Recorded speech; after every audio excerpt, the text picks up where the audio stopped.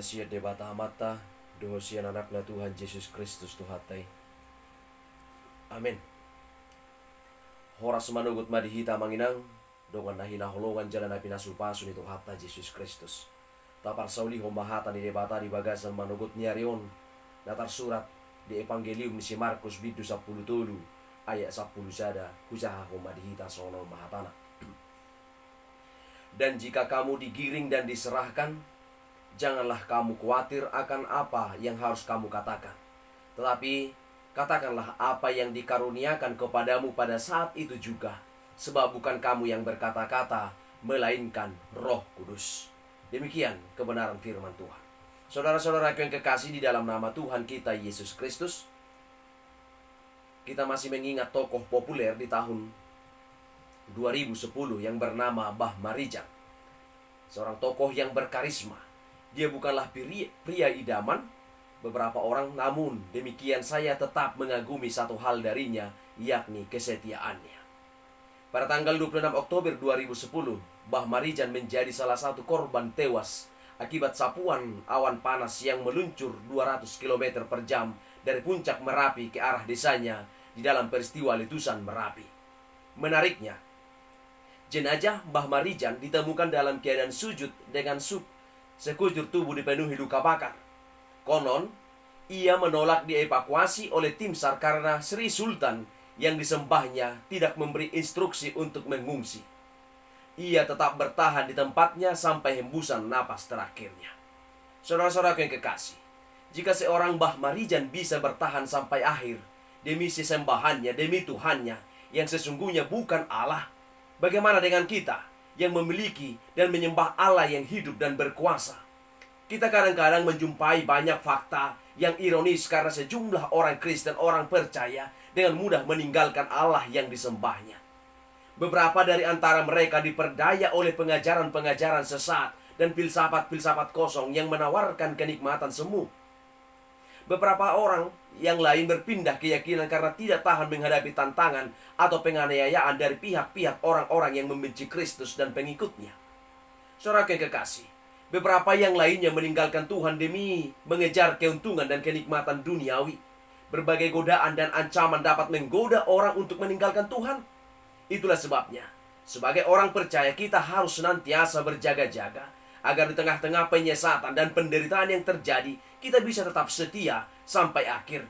Inilah kebenaran yang ingin disampaikan oleh perikop firman Tuhan yang akan kita pelajari dari ayat 3 sampai dengan ayat yang ke-13. Saudara-saudara yang kekasih, khotbah Yesus dalam perikop ini bermula dari ungkapan kekaguman salah seorang murid akan kemegahan bait Allah yang di Yerusalem. Murid tersebut berkata, "Guru, lihatlah betapa kokohnya batu-batu itu dan betapa megahnya gedung-gedung itu." Saudara, saya membayangkan mungkin kekaguman murid tersebut pada bait Allah mirip dengan kekaguman kita ketika melihat untuk pertama kalinya sebuah gereja yang begitu agung, yang megah. Namun jawaban Yesus di luar dugaan mereka. Yesus sedang menjawab pertanyaan para murid mengenai suatu kehancuran bait Allah, sekaligus memanfaatkan untuk menjelaskan mengenai akhir zaman. Mari kita perhatikan tanda-tanda yang diberikan oleh Yesus. Yang pertama, munculnya Mesias-Mesias palsu. Dalam ayat 6 dikatakan, akan datang banyak orang-orang memakai namaku dan berkata, "Akulah dia," dan mereka akan menyesatkan banyak orang. Dengan kata lain, akan muncul orang-orang yang mengakui diri sebagai Mesias atau Kristus. Tentu saja, klaim itu akan dibarengi dengan kemampuan mereka mengadakan tanda-tanda dahsyat dan berbagai mujizat. Dalam sejarah Yahudi, fenomena Mesias palsu ini mencuat terutama pada revolusi Yahudi tahun 66 Masehi, di mana situasi yang ada membuat pengharapan akan kedatangan Mesias begitu besar. Banyak orang mengaku diri sebagai Mesias dan sebagai memimpin gerakan melawan pemerintahan Romawi. Contohnya, orang-orang yang bernama Teudas yang mengaku mampu membelah sungai Yordan. Namun, Mesias-Mesias palsu ternyata bukan hanya ada di zaman dahulu. Pada tahun 1983 juga, David Kores mengaku mendapatkan wahyu sebagai orang yang terpilih untuk menyelamatkan dunia. Beberapa waktu kemudian ia malah mengaku sebagai Mesias. Kedoknya baru terbuka ketika ia tewas bersama sekitar 80 pengikutnya di Waco, Texas, di tengah kepungan FBI atas tuduhan kepemilikan senjata api ilegal. Baru-baru ini juga seorang pendeta di gereja Growing in the Grace di South Florida juga memproklamirkan dirinya sebagai penjelmaan Yesus Kristus. Nama pendeta itu adalah Jose Luis de Jesus Miranda. Yang kedua, dijelaskan oleh Yesus, terjadinya perang, gempa bumi, dan kebenaran kembali. Yang kita pelajari dalam ayat 8 mencatat, sebagai bangsa akan bangkit melawan bangsa dan kerajaan melawan kerajaan, akan terjadi gempa bumi dan kerajaan dari tempat akan ada kelaparan. Saudara-saudara, seringkali orang menghubungkan pernyataan ini dengan peperangan antara Roma dan Patria pada perang saudara yang terjadi sesudah meninggalnya Kaisar Nero di tahun 69 Masehi. Bencana kelaparan dalam pemerintahan Kaisar Claudius serta gempa bumi di Kolose, Laodikia, Kreta, dan Smyrna. Tetapi, jika kita mau kritis, bukankah sampai saat ini pun peperangan masih terus terjadi? India, Pakistan, Palestina, Israel, dan yang lain sebagainya.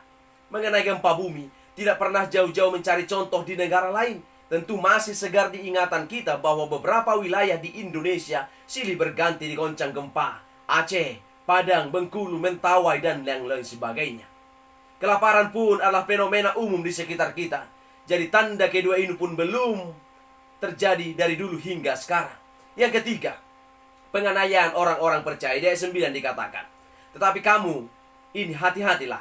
Kamu akan diserahkan kepada majelis agama, dan kamu akan dipukul dan di rumah ibadat, dan kamu akan dihadapkan ke muka penguasa-penguasa dan raja-raja karena aku. Saudara-saudaraku yang kekasih, kita tahu bahwa apa yang dikatakan oleh Yesus itu telah dialami sendiri oleh para rasul dan orang-orang percaya pada masa pemerintahan Romawi.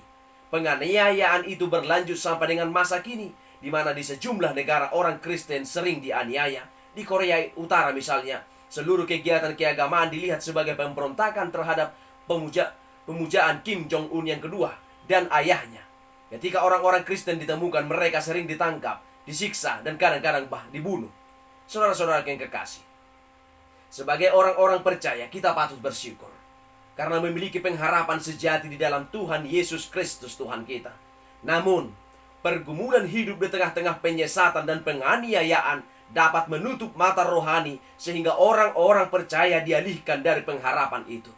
Ada banyak orang Kristen yang menderita karena imannya dan mungkin mulai berpikir untuk meninggalkan Tuhan. Mereka membutuhkan orang-orang untuk mengajarkan kebenaran dan membentengi mereka dari penyesatan. Dari nas kita dipesankan oleh Tuhan Yesus supaya kita mengatakan kebenaran itu. Karena Roh Tuhan akan mengajarkan kepada kita untuk mengatakan kebenaran, memulihkan orang-orang. Saudaraku yang kekasih, mereka membutuhkan orang-orang untuk memberikan kekuatan ketika berada dalam sebuah pergumulan dan imannya mulai goyah. Siapakah orang-orang yang dipanggil untuk menjalankan tugas maha penting tersebut? Saudara dan saya.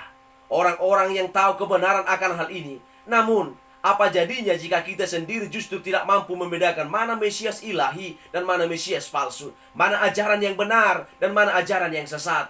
Oleh karena itu, sudah menjadi kewajiban kita untuk membekali diri dengan pemahaman Alkitab yang benar, sekaligus menghidupi pemahaman tersebut dalam kehidupan kita sehari-hari. Tanpa pengetahuan Alkitab yang benar, kita akan mudah terperdaya oleh Mesias-Mesias palsu dan ajaran-ajarannya yang menyesatkan. Tanpa pemahaman Alkitab yang benar, kita tidak akan dapat berapologetika ketika kekristenan digugat. Tanpa pemahaman Alkitab yang benar, kita hidupi, kita tidak akan dapat bertahan ketika menghadapi tantangan hidup dan penganiayaan.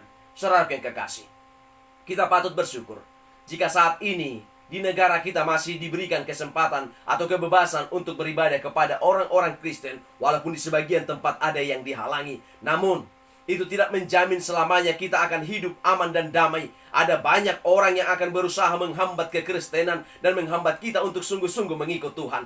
Bahkan, hambatan itu bisa muncul dari orang-orang terdekat dengan kita seperti keluarga kita. Menembus hambatan itu tentu bukan perkara yang mudah. Namun demikian, jangan takut. Saudara, tetaplah berdiri teguh dan kerjakan tugas pelayanan kita, sebab kita tidak pernah ditinggalkan Allah sendiri. Allah akan menolong kita, bahkan menjadikan kita mampu menjadi saksi bagi mereka yang ingin berbuat jahat terhadap kekristenan kita. Saudaraku yang kekasih, Mesias-Mesias palsu akan terus bermunculan untuk menyesatkan orang-orang percaya. Penganiayaan demi penganiayaan akan terus terjadi untuk membuat orang Kristen berbalik dari imannya. Namun, semua itu tidak berarti kita harus diam dan menyerah dengan keadaan. Biarlah kita membiarkan diri kita terus dibakar oleh api Roh Kudus untuk mencari dan menyuarakan kebenaran. Tetap teguh berdiri di jalan Tuhan sampai akhir hidup, sekalipun harus menderita aniaya. Tuhan telah berfirman, barang siapa bertahan sampai kesudahannya, ia akan selamat. Barang siapa bertahan sampai kesudahannya, ia akan selamat. Kiranya Tuhan menolong kita. Amin.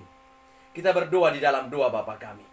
Bapa kami yang di sorga, dikuduskanlah namamu. Datanglah kerajaan-Mu. Jadilah kehendak-Mu di bumi seperti di sorga. Berikanlah kami pada hari ini makanan kami yang secukupnya. Dan ampunilah kami akan kesalahan kami, seperti kami juga telah mengampuni orang yang bersalah kepada kami. Dan janganlah membawa kami ke dalam pencobaan, tetapi lepaskanlah kami daripada yang jahat. Karena Engkau yang punya kerajaan dan kuasa dan kemuliaan sampai selama-lamanya. Amin. Anugerah dari Tuhan kita Yesus Kristus, kasih setia dari Allah Bapa, dan persekutuan dengan Roh Kudus, itulah yang memberkati kamu sekalian. Amin.